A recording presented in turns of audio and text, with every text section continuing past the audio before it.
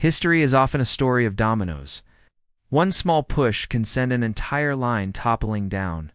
Today we're looking at one of the most catastrophic domino effects in military history. It's all starting with a single, disastrous command failure during World War II. It's May 1940. The German war machine has just launched its blitzkrieg through the Ardennes forest. A move the French and British high commands thought was impossible. The Allied forces are in disarray, scrambling to respond. At the heart of this chaos is the French Ninth Army, holding a crucial section of the Meuse River front near Sedan. Their commander, General André Corep, faced an unenviable task. His troops were mostly second-rate reservists, poorly equipped, and with morale already shaky. But the fatal mistake wasn't just the quality of his men. It was a fundamental failure of command and communication. Corep, overwhelmed by the speed and ferocity of the German assault, failed to organize a coherent defense. His orders were vague, contradictory, and often arrived too late. He seemed paralyzed by the situation, unable to grasp the new reality of blitzkrieg warfare. Instead of ordering his men to dig in and create strong defensive points along the river, his units were spread thin. When German panzer divisions, led by the audacious Heinz Guderian, smote across the Meuse on May 13th, the French defenses crumbled almost instantly. There was no coordinated counterattack, no strategic reserve thrown into the breach. Panic set in, units disintegrated, with soldiers abandoning their posts and equipment, convinced the fight was already lost.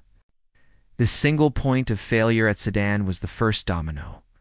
The German breakthrough was now a gaping wound in the Allied front line. Guderian's panzers didn't stop. They pivoted west and raced towards the English Channel, completely unopposed. Audacious dash to the sea was the second domino. It cut the most powerful Allied forces, the British Expeditionary Force, and the best French armies off from the rest of France. They were now trapped in a pocket in Belgium and northern France with their backs to the sea. The third domino was the encirclement itself. The Allied command structure, already reeling, completely broke down. Communications were severed. The trapped armies were now fighting for their very survival, not to win the Battle of France. Their strategic purpose was gone. It was now a desperate scramble to escape. This led directly to the fourth and most famous domino, the evacuation at Dunkirk. While a monumental feat of rescue, it was born from a catastrophic military defeat. The British Army was forced to abandon all its heavy equipment tanks, artillery, vehicles, on the beaches of France. They saved the men, but they lost the material needed to continue the fight on the continent. With the British gone, and the best French armies destroyed or captured, the fifth domino fell: the collapse of France itself. The remaining French forces were simply not strong enough to halt the German advance on Paris.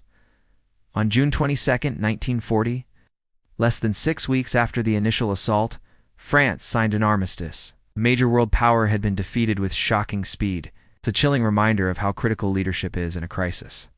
General Corep's failure to adapt, to communicate, and to lead decisively at Sedan didn't just lose a battle. It triggered a chain reaction that reshaped the entire course of World War II. One command failure led to a breakthrough, which led to an encirclement, which led to an evacuation, which ultimately led to the fall of a nation. It shows that in war, sometimes the smallest crack can bring the whole wall tumbling down. Thanks for watching. If you found this piece of history as fascinating as I do, be sure to like this video and subscribe for more deep dives into the pivotal moments that shaped our world. See you next time.